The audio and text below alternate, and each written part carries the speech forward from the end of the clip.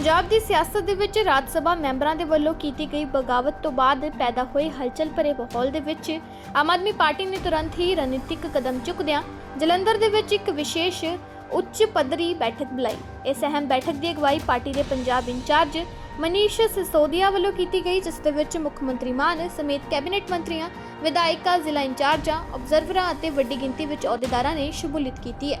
इस बैठक ਨੂੰ सिर्फ एक रूटीन मीटिंग नहीं सगों बगावत तो बाद पार्टी की अंदरूनी मजबूती ਨੂੰ ਮੁੜ ਤੋਂ ਮਜ਼ਬੂਤ ਕਰਨ ਲਈ ਇੱਕ ਵੱਡੇ ਸ਼ਕਤੀ ਪ੍ਰਦਰਸ਼ਨ ਵਜੋਂ ਦੇਖਿਆ ਜਾ ਰਿਹਾ ਹੈ। ਵੋਲੰਟੀਅਰਾਂ ਦੇ ਮਨੋਬਲ ਤੇ ਗੱਲ ਕਰਦੇ ਹਾਂ ਸਿਸੋਦੀਆ ਨੇ ਕਿਹਾ ਕਿ ਆਪ ਦੇ ਵਰਕਰ ਕਿਸੇ ਐਮਐਲਏ ਜਾਂ ਮੰਤਰੀ ਤੋਂ ਪ੍ਰੇਰਿਤ ਨਹੀਂ ਹੁੰਦੇ, ਸਗੋਂ ਉਹਨਾਂ ਨੂੰ ਮੋਟੀਵੇਸ਼ਨ ਸਰਕਾਰ ਦੇ ਜ਼ਮੀਨੀ ਪੱਧਰ ਤੇ ਕੀਤੇ ਕੰਮਾਂ ਤੋਂ ਮਿਲਦੀ ਹੈ।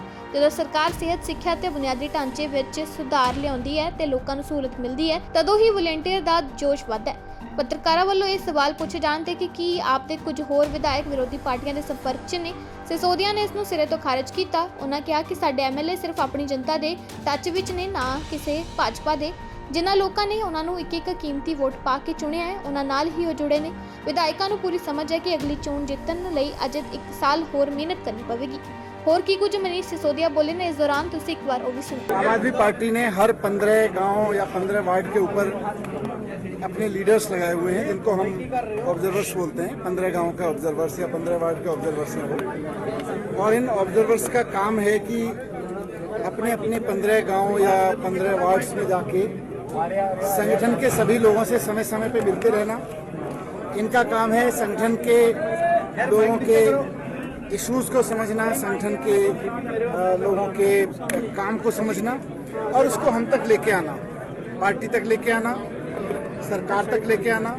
तो हमारा जो ग्रास रूट का वर्कर नीचे है, गांव-गांव में, हर एक वार्ड में, उसके बीच और सरकार के बीच, उसके बीच और पार्टी की सीनियर लीडरशिप के बीच ऑब्जर्वर्स ब्रिज का काम करते हैं।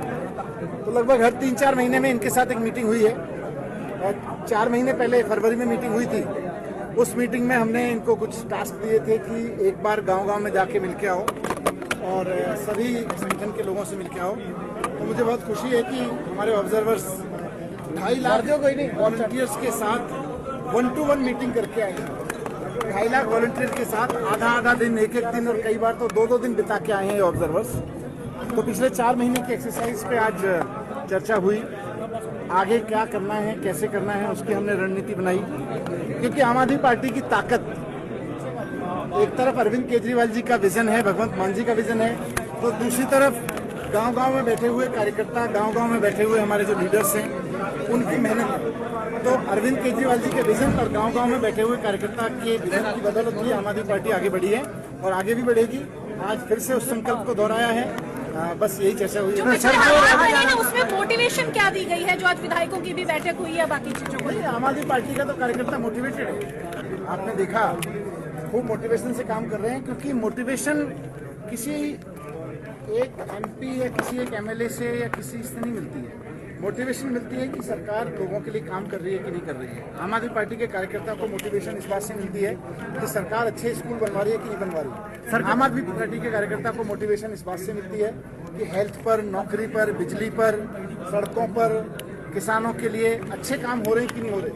और खुशकिस्मती ये है कि आम आदमी पार्टी ने इन सब सेक्टर्स में जितना काम किया है, दूसरी सरकारें, दूसरी पार्टियां पिछले 75-80 साल में भी वो काम नहीं कर पाई जो आम आदमी पार्टी ने 4 साल में मान साहब की सरकार ने किया है। सर, बार-बार कह रहे हैं कि एमएलए जो है वो कांग्रेस और बीजेपी के टच में है। आज आपसे मुलाकात हुई है, क्या आपको लगता है? एमएलए जिसके टच में, एमएलए सबके टच में है, पर एमएलए हमारी जनता के टच में है। हमारे एमएलए हमारे उन लोगों के टच में है जिन्होंने उनको चुन के भेजा था।